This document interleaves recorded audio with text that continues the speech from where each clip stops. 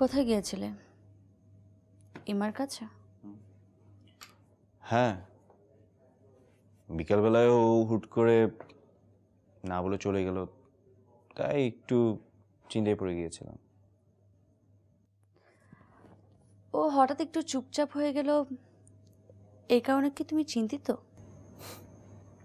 সেটা তো হওয়া স্বাভাবিক। কেন?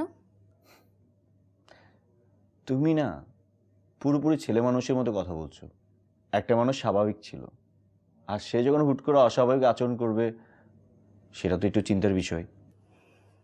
ও তো আমাদের আপন কেউ না, ধরতে গেলে অপরিচিত একজন মানুষ। তো ও স্বাভাবিক আচরণ করলো নাকি অস্বাভাবিক আচরণ করলো সেটা তো আমাদের দেখার বিষয় না, তাই না? তুমিও কিছুদিন আগে আমার কাছে অপরিচিত ছিলে। ছিলাম, কিন্তু এখন আমি তোমার ওয়াইফ। কি বলতে চাচ্ছ তুমি? আমি বলতে চাচ্ছি তুমি ইমার সঙ্গে আর কখনো দেখা করবে না। কেন? এত কিছু আমি তোমাকে ব্যাখ্যা করতে পারবো না। তুমি বলো তুমি আমার কথা শুনবে কিনা।